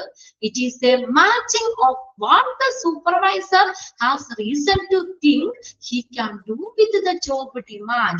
ഇപ്പൊ അടുത്ത് പറഞ്ഞേക്കാണ്, അതായത് ജോബിന്റെ ആവശ്യകതകൾക്ക് അനുസരിച്ച് ഈ നമ്മുടെ സൂപ്പർവൈസറിന് ചിന്തിക്കാൻ പറ്റും, he can do, അവന് ചെയ്യാൻ പറ്റും എന്നുള്ളത് മാച്ച് ചെയ്യാണത്, അതിനോട് മാച്ച് ചെയ്യാം. ഇപ്പൊ ഞാനാണെങ്കിൽ ഇപ്പൊ നിങ്ങളുടെ ഇതിനകത്ത് അഖിലയ്ക്ക് ആ ജോലി കൊടുത്താൽ ചെയ്യാൻ പറ്റും എന്ന് എനിക്കൊരു ബോധ്യം ഉണ്ടല്ലോ, അല്ലെ? ആ ജോബിന്റെ ഇന്ന കാര്യങ്ങളാണ് ആ ജോലിക്ക് വേണ്ടത്, ഇന്ന ക്വാളിഫിക്കേഷൻസ് ആണ്, ആ ജോലിയിലേക്ക് അഖില അവിടെ ഓക്കെ ആണെന്ന് എനിക്ക് എന്താ പറയാ, എനിക്കത് എന്റെ ചിന്തയാണ്, അല്ലെങ്കിൽ എനിക്കത് ചിന്തിക്കാൻ പറ്റും, അല്ലെ? അല്ലെങ്കിൽ എനിക്കത് ആ കുട്ടി ഓക്കെ ആണെന്ന്, ആ ജോലി അവൻ ചെയ്യും എന്നുള്ള, അവിടെ ചെയ്യും എന്നുള്ള കാര്യം ഞാൻ ചിന്തിക്കുകയാണ്. അപ്പൊ എന്റെ ചിന്തനെ മാച്ച് ചെയ്യാണ്. കണ്ടോ, ഇറ്റ് ഈസ് ദ മാച്ച് ചെയ്യാണ് of what the supervisor has reason to think. Supervisor എന്താണ് ചിന്തിക്കുന്നത്, അതായത് ആ ജോബ് ഡിമാൻഡ് അനുസരിച്ച് അവന് ചെയ്യാൻ പറ്റും എന്നുള്ള സൂപ്പർവൈസറിന്റെ ചിന്ത, അതിനെ മാച്ച് ചെയ്യാണ്. And okay, and it is the working condition. It is the matching of what he was to strain, working condition, and what he offers in the form of payroll, companionship which is offered with the others, promotional possibility. ഇതെല്ലാമായിട്ട് എന്തെയാണ്, match ചെയ്യാണ്. ഉണ്ടോ? അതാണ് നമ്മുടെ placement എന്ന് പറയുന്നത്. It's the matching of what he imposed on a strain, working condition, and what he offered in the form of payroll. Payrollന്റെ ഇത് അവൻ എന്താ ഓഫർ ചെയ്യുന്നത്, ശമ്പളത്തിന്റെ കാര്യം, അതിലെന്താ ഓഫർ ചെയ്യുന്ന എല്ലാ കാര്യങ്ങളും, മറ്റുള്ളവരുമായിട്ടുള്ള ഒരു കമ്പാനിയൻഷിപ്പ്, സൗഹൃദം, പ്രൊമോഷണൽ പോസിബിലിറ്റീസ്, പ്രൊമോഷണൽ സാധ്യതകൾ, ഇതെല്ലാം എന്ത് ചെയ്യുന്നു, മാച്ച് ചെയ്യാണ്. ഇതെല്ലാരും മാച്ച് ചെയ്ത് തന്നെയാണ് പ്ലേസ്മെന്റ് എന്ന് പറയുന്നത്. ആ ഒരു ഡെഫിനിഷൻ ഒന്ന് നോട്ട് ചെയ്തിട്ടുണ്ട് അവിടെ. According to figures and wires the placement is the determination of the job to which an accepted candidate is to be assigned and his assignment to that job according to dash എന്ന് പറഞ്ഞിട്ട് ആ definition തന്നെ ചോദിക്കാം. അല്ലെങ്കിൽ dash is the determination, ആ sentence അങ്ങനെയും അവിടെ ചോദിക്കാം. ഇനി അടുത്ത നോക്കിയ according to daily order. Daily order എന്താ പറയുന്നത്? The assignment of a particular job to a newly appointed employee is the placement. പുതുതായിട്ട് നിയമിതനായിട്ടുള്ള വ്യക്തി ഉണ്ടോ? പുതുതായിട്ട് നിയമിതനായിട്ടുള്ള വ്യക്തി അല്ലെങ്കിൽ എംപ്ലോയി, അവർക്ക് എന്താണ് ആ പർട്ടിക്കുലർ ജോബ് അസൈൻ ചെയ്യുന്ന പ്രോസസ്സാണ് ഇത് പ്ലേസ്മെന്റ് എന്ന് പറയുന്നത്. Assignment of a particular job to a newly appointed employee is the placement. അങ്ങനെ തന്നെ ചോദിക്കാം. The assignment of particular job to appointed employee is called dash. എന്തെന്ന് ചോദിക്കാം? പ്ലേസ്മെന്റ്. അത് അക്കോർഡിംഗ് ടു ഡാഷ് എന്ന് പറഞ്ഞിട്ട് ആര് പറഞ്ഞതാണെന്നുള്ള രീതിയിലും ആ ഡെഫിനിഷൻ ചോദിക്കാം. ഓക്കെ, അസൈൻമെന്റ് എന്ന് വെച്ചാൽ അസൈൻ ചെയ്യാന്ന് വെച്ചാൽ നിയോഗിക്കുക, നിയോഗിക്കുന്നു. ആ പ്രത്യേക ജോലി പുതുതായിട്ട് അപ്പോയിന്റ് ചെയ്തിട്ടുള്ള എംപ്ലോയിനെ നിർണ്ണയിക്കുന്നു. അതെങ്ങനെയാ? Right job on the right person, right on the right person on the right job. ശരിയായ വ്യക്തിനെ ശരിയായ ജോലിക്ക് നിയമിക്കുന്നു. അതാണ് പ്ലേസ്മെന്റ് എന്ന് പറയുന്നത്. ഇനി അവിടെ പ്രിൻസിപ്പിൾസ് ഓഫ് പ്ലേസ്മെന്റ് ഉണ്ട്. അതിന്റെ ആ പ്രിൻസിപ്പിൾസ് ഏതൊക്കെയാണ്? 6 പറയുന്നുണ്ട്. ഇതും മെയിൻ ഹെഡിങ്ങുകള് എന്തായാലും നിങ്ങൾ നോക്കി വെക്കണം കേട്ടോ. അപ്പൊ ഒരു പ്ലേസ്മെന്റിന്റെ പ്രിൻസിപ്പിൾസ് എന്തൊക്കെയാണ്, എന്തൊക്കെ കാര്യങ്ങളാണ് നമ്മൾ പ്ലേസ്മെന്റില് അതിന്റെ തത്വങ്ങൾ എന്തൊക്കെയാണെന്നുള്ളതാണ്. In the placement of employee, following principles are followed. Placement നമ്മൾ വെറുതെ നടത്താൻ പാടില്ല. നമുക്ക് എന്തെങ്കിലും തോന്നിയ രീതിക്ക് തോന്നിവാസമൊന്നും നടത്താൻ പാടില്ല. അവിടെ നമ്മൾ പ്ലേസ്മെന്റ് ചെയ്യുമ്പോൾ അവിടെ ഈ പറയുന്ന കാര്യങ്ങൾ, ഈ പറയുന്ന പ്രിൻസിപ്പിൾസ്, ഈ പറയുന്ന തത്വങ്ങൾ നമ്മൾ അവിടെ ഫോളോ ചെയ്യണം. എന്തൊക്കെ കാര്യങ്ങളാണെന്ന് നോക്കി നമ്മൾ ഫോളോ ചെയ്യേണ്ടത്? ഒരു പ്രോപ്പർ ആയിട്ടുള്ള പ്ലേസ്മെന്റ് നമ്മൾ നടത്തുമ്പോൾ ഇങ്ങനെയുള്ള കാര്യങ്ങൾ നമ്മൾ ഓൾറെഡി അത് എന്ത് ചെയ്യണം? ഫോളോ ചെയ്യണം. നമ്മളത് പ്രിപ്പയർ ആക്കണം. അത് കൂടാതെ നമ്മൾ ഓൾറെഡി അത് ഫോളോ ചെയ്യണം. Okay, placement is the employee following principles are following. ഈ ഫോളോഡ്, ഈ പറയുന്ന പ്രിൻസിപ്പിൾസ്, തത്വങ്ങള് എംപ്ലോയി ഫോളോ ചെയ്യണം. ഒന്നാമത്തെ നോക്കി, principle of job first man next. ഉണ്ടോ? ആദ്യം ഇമ്പോർട്ടന്റ് ഏതിന് കൊടുക്കണം? ജോലിക്കാ ഇമ്പോർട്ടന്റ്. മനുഷ്യന് രണ്ടാമത്തെ കാര്യം. Job first man next. ആ ഒരു പ്രിൻസിപ്പിളിനെ വെച്ചിട്ടാണ് നമ്മൾ ഈ പ്ലേസ്മെന്റ് ഫോളോ ചെയ്യണം, ഈ പ്ലേസ്മെന്റ് പോകുന്നത്. Job first man next. The principle of job first man next means a person should be placed in accordance with the job requirement. അപ്പൊ നമ്മൾ ഈ പ്ലേസ്മെന്റ് നടത്തുമ്പോൾ എങ്ങനെ വേണം ചെയ്യാനായിട്ട്? A person should be placed in accordance with job requirement. ജോബിന്റെ ആവശ്യകതകൾക്ക് അനുസൃതമായിട്ട് എന്ത് ചെയ്യണം? ആ വ്യക്തിനെ പ്ലേസ് ചെയ്യണം. കേട്ടോ? ജോബിന്റെ ആവശ്യകതകള്, എന്തൊക്കെ ആ ജോലിക്ക് എന്തൊക്കെ കഴിവുകൾ വേണം, അങ്ങനെ കഴിവുള്ള ഒരാള് എന്ത് ചെയ്യണം? കറക്റ്റ് സ്ഥാനത്ത് പ്ലേസ്മെന്റ് നടത്തണം. അതാണ്, അതൊന്നും അണ്ടർലൈൻ ചെയ്യണം കേട്ടോ. Job first man next means person should be placed. എങ്ങനെ പ്ലേസ് ചെയ്യണം? Accordance with the job requirements. ജോബിന്റെ ആവശ്യകതകൾക്ക് അനുസരിച്ച് എന്ത് ചെയ്യണം? പ്ലേസ്മെന്റ് നടത്തണം. ഇൻസ്റ്റെഡ് ഓഫ് ഏതിന് പകരം? അഡ്ജസ്റ്റിംഗ് ദ ജോലി അഡ്ജസ്റ്റ് ചെയ്യുന്നതിന് പകരം according to the need and qualification of the person. കേട്ടോ? ആ ഇയാളുടെ ക്വാളിഫിക്കേഷൻ, ആവശ്യകതകൾ അതിനനുസരിച്ച് ജോലിയിലല്ല നമ്മൾ മാറ്റം വരുത്തേണ്ടത്, ജോലിയല്ല അഡ്ജസ്റ്റ് ചെയ്യേണ്ടത്. ജോലിക്ക് എന്താ വേണ്ടതെന്ന് നോക്കണം, അതനുസരിച്ച് കറക്റ്റ് ആളെ പ്ലേസ് ചെയ്യണം. മനസ്സിലായോ? ഏതിന് പകരാണ്? Instead of adjusting the job adjust ചെയ്യുന്നതിന് പകരം according to the need and qualification of the person. First point clear ആയോ? ജോലിക്ക് തന്നെയാണ് ഇമ്പോർട്ടന്റ് കൊടുക്കേണ്ടത്. ആ ജോലിക്ക് വേണ്ട കറക്റ്റ് ക്വാളിഫിക്കേഷൻ എന്താ വേണ്ടേ? അങ്ങനെ ഒരാളെ തന്നെ കറക്റ്റ് പ്ലേസ്മെന്റ് നടത്തണം. അല്ലാതെ നമ്മളുടെ ക്വാളിഫിക്കേഷൻ നമ്മുടെ ജോബ് ക്വാളിഫിക്കേഷൻ ഒക്കെ ഇന്ന ക്വാളിഫിക്കേഷൻ ഉള്ള അതനുസരിച്ച് ജോലിയിൽ മാറ്റമല്ല വരുന്നത്. അല്ലെങ്കിൽ ജോലി ചേഞ്ച് അഡ്ജസ്റ്റ് ചെയ്യല്ല ചെയ്യേണ്ടത്. ക്ലിയർ ആയില്ല ഒന്നാമത്തെ പോയിന്റ്? 6 പോയിന്റ്സും തന്നെ നിങ്ങൾ നോട്ട് ചെയ്യണം. മെയിൻ ആയിട്ടുള്ള പോയിന്റ്സുകൾ ഇല്ലേ, അതൊന്നും എന്തായാലും നോക്കിയിരിക്കണം. ഇതിനകത്ത് ആ സെന്റൻസ് ഒന്ന് അണ്ടർലൈൻ ചെയ്തിട്ടും. രണ്ടാമത്തെ നോക്കിയേ, principle of qualification. Principle of qualification. Principle of qualification. Employee should be placed on such a job for which they are qualified. അപ്പൊ എംപ്ലോയീസിനെ എങ്ങനെ പ്ലേസ് ചെയ്യണം? എങ്ങനെ? for which are qualified. എന്താണ് അതിന്റെ ക്വാളിഫിക്കേഷൻ? അല്ലോ, ആ ക്വാളിഫിക്കേഷൻ ഇമ്പോർട്ടന്റ് ആണ്. അല്ലാതെ നമുക്ക് ഒരറിവില്ലാത്ത ഒരാളെ കൊണ്ടുവന്ന് ആ ഒരു പൊസിഷനിൽ ഇടാൻ പറ്റുമല്ലോ. ക്വാളിഫിക്കേഷന് ഇമ്പോർട്ടന്റ് കൊടുക്കണം. On a job for which they are qualified. അവർക്കുടെ ക്വാളിഫിക്കേഷൻ നോക്കിയിട്ട് അതനുസരിച്ചുള്ള ഇത് വേണം. അതായത് ജോലിക്ക് എന്താ വേണ്ടത്, എന്ത് ക്വാളിഫിക്കേഷൻ ആണ്, അതനുസരിച്ച് അയാളുടെ ക്വാളിഫിക്കേഷൻ അത് തന്നെ ആയിരിക്കണം. They should not be placed in very high or very low position. ഇനി ആ എംപ്ലോയീസിനെ ഞാനിപ്പോ ഒരു ഡിഗ്രി വരെ ഞാൻ പഠിച്ചിട്ടുള്ളൂ എന്ന് വിചാരിക്കാം. ആ ഡിഗ്രി വരെ ഞാൻ പഠിച്ചിട്ടുള്ളൂ, ആ ഡിഗ്രി ലെവലിലുള്ള ജോലിയിൽ എനിക്ക് തന്നെ. അല്ലാതെ വേറെ PG അതിന് വേറെ എന്തെങ്കിലും ഒക്കെ കഴിഞ്ഞിട്ടുള്ള ജോലി എനിക്ക് പറ്റൂല. അല്ലെങ്കിൽ ഇപ്പൊ ഏറ്റവും താഴെയുള്ളത് ഒരു 8th 10th സ്റ്റാൻഡേർഡിനെ ബേസ് ചെയ്തിട്ടുള്ള ഒരു ജോലിയും എനിക്ക് പറ്റൂല. മനസ്സിലായോ? അതായത് ഏതാണ് നമ്മുടെ ക്വാളിഫിക്കേഷൻ, അതിന് ഉയർന്നതും ആവരുത് എന്നാൽ ഒത്തിരി താഴെയുമാകരുത്. അത് നമ്മുടെ കറക്റ്റ് ക്വാളിഫിക്കേഷൻ അനുസരിച്ച് അതനുസരിച്ചുള്ള ജോലി തന്നെയായിരിക്കണം. അങ്ങനെ വേണം പ്ലേസ്മെന്റ് നടത്താൻ. അപ്പൊ പ്ലേസ്മെന്റിന്റെ പ്രിൻസിപ്പിളാണ് പറയുന്നത്. ആ പ്ലേസ്മെന്റ് നമ്മൾ ചെയ്യുമ്പോൾ ഈ കാര്യം നമ്മൾ ഫോളോ ചെയ്യണം. മനസ്സിലായോ? രണ്ടാമത്തെ പോയിന്റ്, ഒത്തിരി ഉയർന്ന ജോലി ആവരുത് എന്നാൽ ഒത്തിരി താഴെയുള്ള ജോബ് പൊസിഷനും ആകരുത് അവിടെ. ഓക്കെ, സെക്കൻഡ് പോയിന്റ് ക്ലിയർ അല്ലേ? ഇനി അടുത്ത നോക്കിയേ, മൂന്നാമത്തെ എന്താ? Principle of timely preparation. എന്താണ്? സമയബന്ധിതമായിട്ട് തയ്യാറാകണം. All the arrangements which are needed for placement should be done before the joining date of the newly hired employee. അപ്പൊ പ്ലേസ്മെന്റിനുള്ള അറേഞ്ച്മെന്റ്സ് ഒക്കെ നമ്മൾ മുൻകൂട്ടി തന്നെ തയ്യാറാക്കി വെക്കണം. ആ എംപ്ലോയിയുടെ ജോയിനിങ് ഡേറ്റിന് മുന്നേ തന്നെ. ഇന്നിപ്പോ ജോയിൻ ചെയ്യേണ്ട ഡേറ്റ് ആണ്, ഇന്ന് ജോയിൻ ചെയ്യാൻ വരുന്ന ആ സമയത്തല്ല നമ്മൾ ചെയ്യേണ്ടത്. അത് മുൻകൂട്ടി ആ എംപ്ലോയിയുടെ പുതുതായിട്ട് വരുന്ന എംപ്ലോയിയുടെ ആ ജോയിനിങ് ഡേറ്റിന് മുന്നേ തന്നെ പ്ലേസ്മെന്റിന് ആവശ്യമായിട്ടുള്ള എല്ലാ അറേഞ്ച്മെന്റ്സും കാര്യങ്ങളും ചെയ്യണം.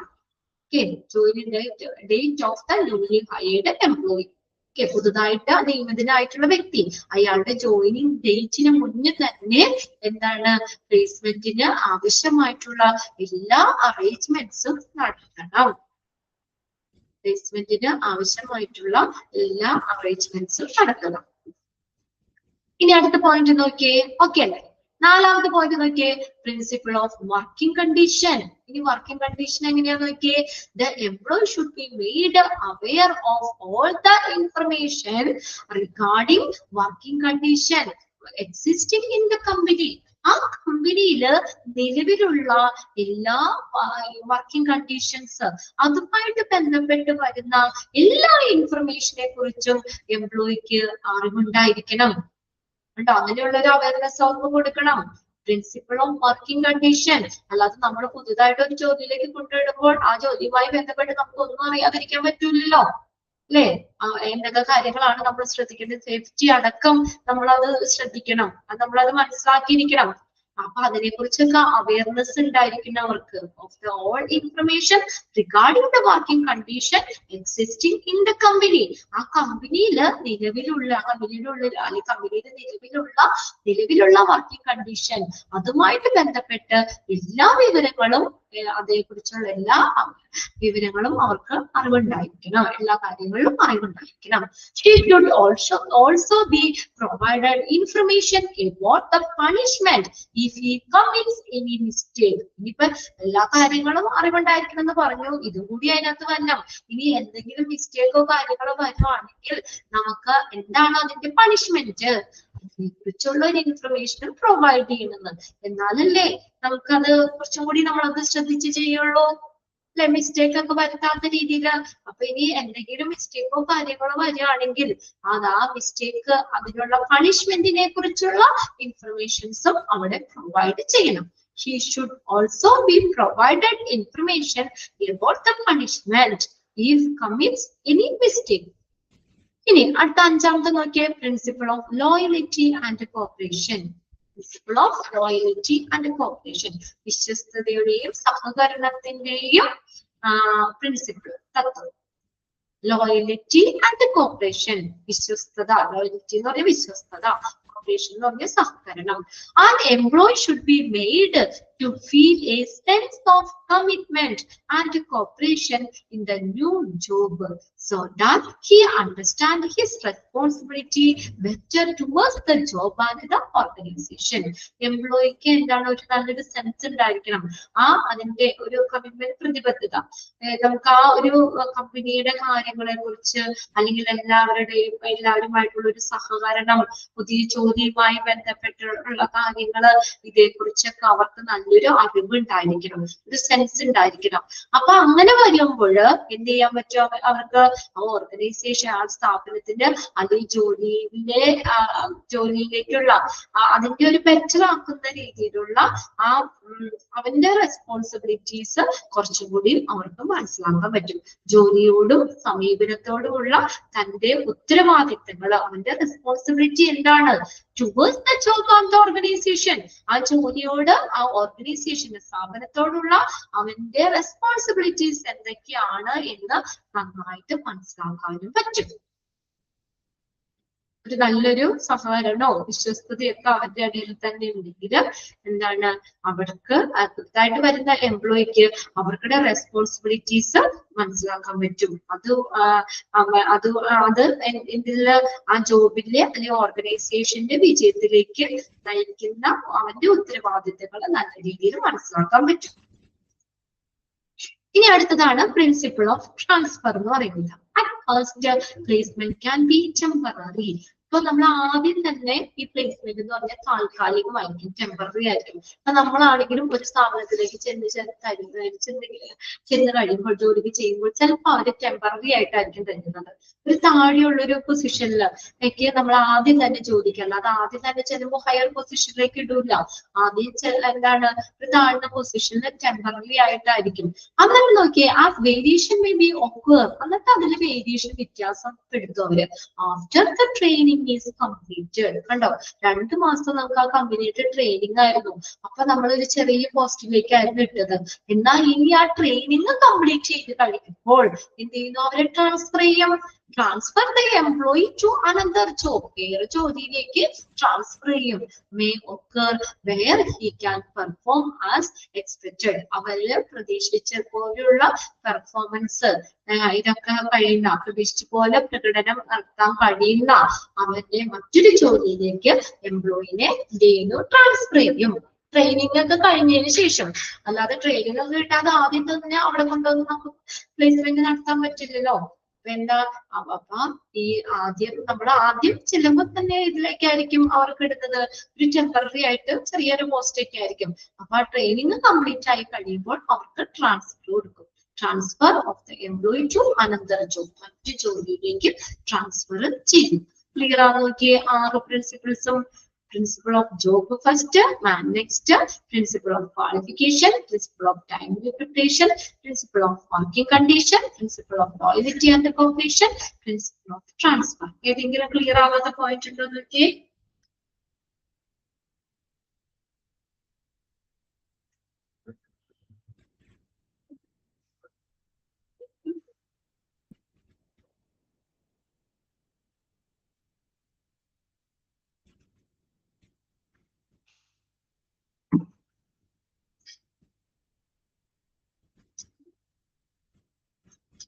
ആറ് പോയിന്റ്സും ഓക്കെ ആണോ? പ്രിൻസിപ്പിൾസ് ഏതൊക്കെയാണ്? ആ പ്രിൻസിപ്പിൾസിൽ ഇൻക്ലൂഡ് ചെയ്യേണ്ടത്, ഇൻക്ലൂഡ് ചെയ്യാത്തത് ഏതെന്നൊക്കെ ചോദിക്കാം കേട്ടോ. എന്നിട്ട് പറയുന്നത് ഏതാണെന്ന് വെച്ചാൽ principle of placement includes dash, include ചെയ്യുന്നത് ഏത് എന്നൊക്കെ ചോദിക്കാം. അപ്പൊ ഈ രീതിയിലൊക്കെ ഒരു പ്ലേസ്മെന്റിന്റെ ഒരു തത്വമാണത്. അപ്പൊ ഇതിനനുസരിച്ച് ഇതൊക്കെ ഫോളോ ചെയ്തുകൊണ്ട് വേണം ഒരു പ്ലേസ്മെന്റ് കാര്യങ്ങൾ നടത്താനായിട്ട്. ഓക്കെ. ഓക്കെ. ഇനി നെക്സ്റ്റ് പ്രോസസ് ആണ്. എല്ലാ എക്സാമിനും എന്താ ചോദിക്കാറുണ്ട് ഇതിന്റെ 4 സ്റ്റെപ്പുകളാണ് നമുക്ക് അവിടെ പഠിക്കാനുള്ളത്. The process of placement. ഇതിന് 4 സ്റ്റെപ്സ് ഉണ്ട്. ആ 4 സ്റ്റെപ്സുകൾ ഏതാ? സ്റ്റെപ്പ് 1 ഏതാണ്? What is the first step in the process of placement? അല്ലെങ്കിൽ സെക്കൻഡ് സ്റ്റെപ്പ് ഏത്, തേർഡ് സ്റ്റെപ്പ് ഏത്, ലാസ്റ്റ് സ്റ്റെപ്പ് ഏത്? അപ്പൊ ആദ്യം നമ്മൾ ആ പ്ലേസ്മെന്റ് പ്രോസസ്സിന്റെ സ്റ്റെപ്പുകൾ പഠിച്ചു വെക്കണം. Okay, there are 4 steps in the procedure of employee placement. ഒരു എംപ്ലോയി പ്ലേസ്മെന്റ് പ്രൊസീജിയറിൽ 4 സ്റ്റെപ്പുകളാണ് പറയുന്നത്. ഒന്നാമത്തെ നോക്കി സ്റ്റെപ്പ് 1 ഡേറ്റ കളക്ഷൻ. ഒന്നാമത്തെ ഏതാ? ഡേറ്റാസ് കളക്ട് ചെയ്യുന്നു. രണ്ടാമത് നോക്കി ഇവാലുവേഷൻ, അതിനെ ഇവാലുവേറ്റ് ചെയ്യുന്നു. സ്റ്റെപ്പ് 3 എന്താണ്? Allocation or placing. എന്നിട്ട് ഇവാലുവേറ്റ് ചെയ്തിട്ട് കറക്റ്റ് ജോബിലേക്ക് അവരെ പ്ലേസ് ചെയ്യുന്നു. അല്ലെങ്കിൽ അലോക്കേറ്റ് ചെയ്യാന്ന് വെച്ചാൽ എന്താ? അനുവദിക്കുന്നു. Allocation or placing. അടുത്ത നോക്കി സ്റ്റെപ്പ് 4 എന്താണ്? കൺട്രോൾ. കൺട്രോൾ. ക്ലിയർ ആയോ? 4 സ്റ്റെപ്പുകളും data collection, evaluation, allocation or placing, then control. Last step ഏതാണ്? പ്രോസസ് ഓഫ് പ്ലേസ്മെന്റിന്റെ കൺട്രോൾ ആണ്. ഫസ്റ്റ് സ്റ്റെപ്പ് ഏതാണ്? ഡേറ്റ കളക്ഷൻ ആണ്. സെക്കൻഡ് സ്റ്റെപ്പ് എന്ത് ചെയ്തു?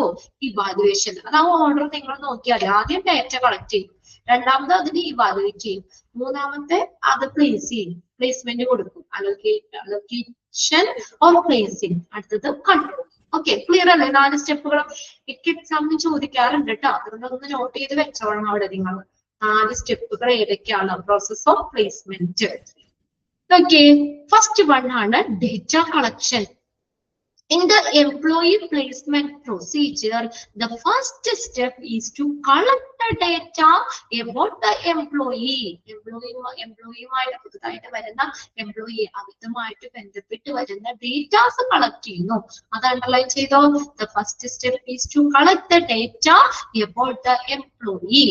For എന്തിനു വേണ്ടി? The purpose of identifying. എന്തിനു വേണ്ടി ആ ഡേറ്റ നമ്മൾ കളക്ട് ചെയ്യുന്നേ? Identifying qualification. അവന്റെ ക്വാളിഫിക്കേഷൻ മനസ്സിലാക്കണം, സ്കിൽസ് മനസ്സിലാക്കണം, എബിലിറ്റീസ്, കഴിവുകൾ മനസ്സിലാക്കണം ഓഫ് ദ പ്രസന്റ് എംപ്ലോയി. ഉണ്ടോ? അപ്പൊ പ്രസന്റ് ഇപ്പൊ അവിടെ present employee identifying qualification, skills and abilities of the present employees. അപ്പൊ പുതുതായിട്ട് വരുന്ന ആ എംപ്ലോയീസിന്റെ ക്വാളിഫിക്കേഷൻ, സ്കില്ല്, എബിലിറ്റി ഇതൊക്കെ ഐഡന്റിഫൈ ചെയ്യുക. ഐഡന്റിഫൈ ചെയ്യുന്നതിന് വേണ്ടിയിട്ട് എന്ത് ചെയ്യുന്നു? ഡേറ്റാസ് കളക്ട് ചെയ്യുന്നതാണ് ഫസ്റ്റ് സ്റ്റെപ്പ്. രണ്ടാമത്തെ നോക്കിയേ ഇവാലുവേഷൻ ആണ്. ഇവാലുവേഷൻ സ്റ്റെപ്പ് 2 എന്താണ്? Evaluation. After completing the first step of collecting employee data, the next step is to evaluate the capability. അവരുടെ കഴിവുകൾ ഇവാലുവേറ്റ് ചെയ്യും, അതിനെ അസസ് ചെയ്യും, വിലയിരുത്തും, ഇവാലുവേറ്റ് ചെയ്യുക. Of the evaluate the capability of an employee in order to analyze the type of job that best suit the employee. ഉണ്ടോ? ആ ഏത് ടൈപ്പ് ജോലിയാണ് അവന് ഏറ്റവും സ്യൂട്ടബിൾ ആയിട്ടുള്ള ഏത് ജോലിയാണ് എന്നൊക്കെ അനലൈസ് ചെയ്യുന്നതിന് വേണ്ടിയിട്ട് അവർ എന്ത് ചെയ്യുന്നു? അതിനെ ഇവാലുവേറ്റ് ചെയ്യും. ആ ഡേറ്റാസിനെ ഇവാലുവേറ്റ് ചെയ്യും.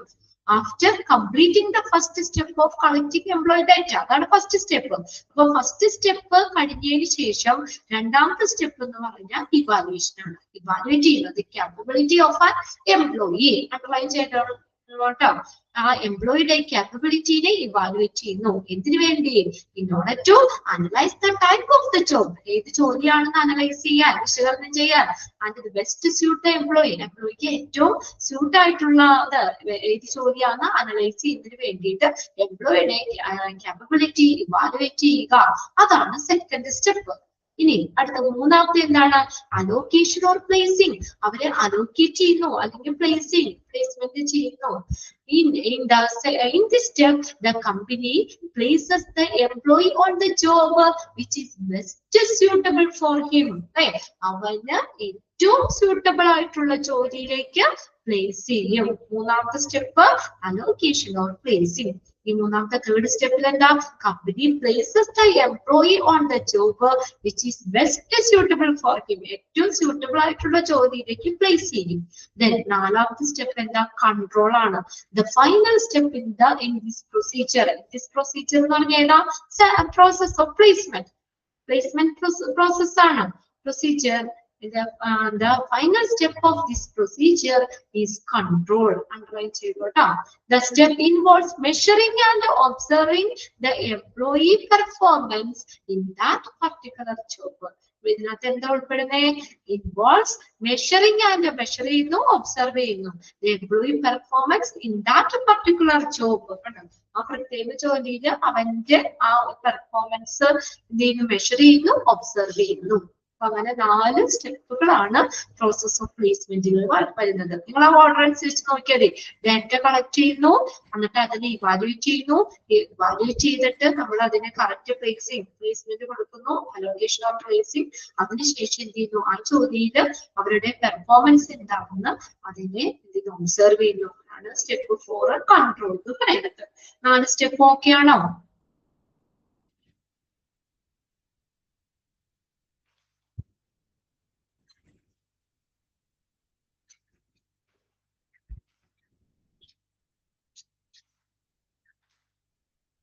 ഓക്കെ ആണ് അല്ലെ? ഇനി അത് പറയണ്ടല്ലോ അല്ലെ? എല്ലാവർക്കും ഓക്കെ ആണ്. എന്തായാലും നോക്കി വെക്കണം കേട്ടോ, സ്റ്റെപ്സുകൾ ഏതാണെന്നുള്ളത് എന്തായാലും ചോദിക്കാം. പിന്നെ അടുത്തത് ബെനിഫിറ്റ് ആണ്. ഇപ്പൊ തുടങ്ങിക്കഴിഞ്ഞാൽ അത് വരില്ല. ചെറിയ പോർഷനും കൂടി ഉള്ളൂ. നമ്മുടെ ഈ ഒരു ചാപ്റ്റർ കംപ്ലീറ്റ് ആവും കേട്ടോ. സെക്കൻഡ് ചാപ്റ്റർ കംപ്ലീറ്റ് ആവും. ബെനിഫിറ്റ്സ് ഓഫ് പ്ലേസ്മെന്റ് എന്ന് പറഞ്ഞു. അത് നമുക്ക് അടുത്ത ക്ലാസ്സിൽ നോക്കാൻ കേട്ടോ. പിന്നെ നമ്മൾ കുറച്ച് പഠിച്ചുള്ളൂ. ഇവിടെ നമ്മള് ഏതൊക്കെയാണ് പ്രോബ്ലംസ്, ഓറിയന്റേഷനിലുള്ള പ്രശ്നങ്ങൾ എന്തൊക്കെയാണ്, പ്രോബ്ലംസ് എന്താണെന്ന് അവിടെ 6 പോയിന്റ്സ് നമ്മൾ പറഞ്ഞു. പിന്നെ പ്ലേസ്മെന്റ് എന്താണ്, പ്ലേസ്മെന്റ് എന്ന് പറഞ്ഞു. ആ സെന്റൻസ് എന്തായാലും നോട്ട് ചെയ്യണം കേട്ടോ. Placement is the procedure of placing the right person to the right job. ശരിയായ വ്യക്തിയെ ശരിയായ ജോലിയിലേക്ക് പ്ലേസ് ചെയ്യുന്നതിനെയാണ് പ്ലേസ്മെന്റ് എന്ന് പറയുന്നത്. And it is also called and it's the placement is called എന്താ നമ്മൾ പറയുന്നത്, പ്ലേസ് അസൈനിങ് ആണ്. അസൈൻ ചെയ്യാണ്, അവരെ നിയോഗിക്കുകയാണ്. Process of assigning or reassigning the employee to new or different job. പിന്നെ അടുത്തത് ഒരു ഇതും കൂടി ഉണ്ട്, allocation of people to job. ആ ജോലിയിലേക്ക് അവരെ അലോക്കേറ്റ് ചെയ്യാണ്, അതിനെയാണ് പ്ലേസ്മെന്റ് എന്ന് പറയുന്നത്. പിന്നെ അവിടെ ഡെഫിനിഷൻസ് ആണ്, ബൈ ഹാർട്ട് ചെയ്യേണ്ട, ജസ്റ്റ് ഒന്ന് നോക്കി വെക്കുക. അവിടെ ഡാഷ് ഈസ് എന്ന് പറഞ്ഞിട്ട് ആ സെന്റൻസ് അങ്ങനെ തന്നാൽ അത് പ്ലേസ്മെന്റ് ആണ് എഴുതാൻ പഠിക്കണം. ആര് പറഞ്ഞിട്ടുള്ള ഡെഫിനിഷൻ ആണ് എന്നുള്ളത് നോക്കി വെച്ചാൽ മതി കേട്ടോ. പിന്നെ പ്രിൻസിപ്പിൾസ് ആണ് 6 എണ്ണം നമ്മൾ പറഞ്ഞു. പിന്നെ പ്രോസസ് ഓഫ് പ്ലേസ്മെന്റ് 4 സ്റ്റെപ്പുകളും. അത്രയാണ് നമ്മൾ ഇന്നത്തെ ക്ലാസ്സിൽ എടുത്തത്. ബാക്കി അടുത്ത ക്ലാസ്സിൽ തീർക്കാം കേട്ടോ. ഓക്കെ, ക്ലാസ് കൂടി മതിയാവും. ഇവിടെ ആ ചാപ്റ്റർ നമുക്ക് കഴിയും. ഓക്കെ, എത്ര പേരുണ്ട്? 9 കുട്ടികളോളം ആയില്ലേ? ആദ്യം തന്നെ നമ്മൾ 1-2 പേരൊക്കെ വരുള്ളൂ. പിന്നെ പതുക്കെ എന്താ ജോയിൻ ചെയ്ത് വരും. എന്നാലും പൊതുവെ ഇനിയിപ്പോ എക്സാം പോർഷൻസ് ഒക്കെ എന്താ ഓൾമോസ്റ്റ് തീരാറായിട്ട് കേട്ടോ. അടുത്ത മാസത്തേക്കല്ലേ?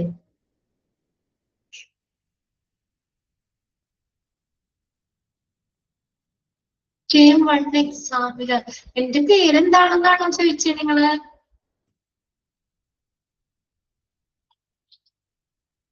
എന്താ ചോദിച്ചേ?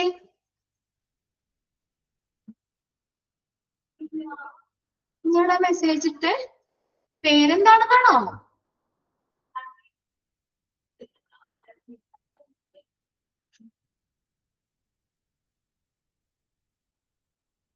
മനസ്സിലായില്ല. എന്താണ് നിങ്ങൾ മെസ്സേജ് ഇട്ട് തന്നെ? ടേം 1 എക്സാമിന് ഒന്നോടെ ഇടോ മെസ്സേജ്? എന്താണ് അത് ഞാൻ നോക്കട്ടെ. മെസ്സേജ്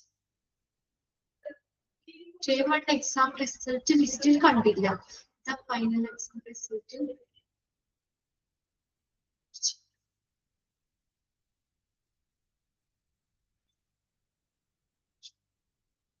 റിസൾട്ടിന്റെ PDF-ല് പേര് ഉണ്ടായിരുന്നില്ല എന്നോ? എന്താണ് എന്റെ പേരുണ്ടായിരുന്നില്ല എന്നാണോ നിങ്ങൾ പറയുന്നത്?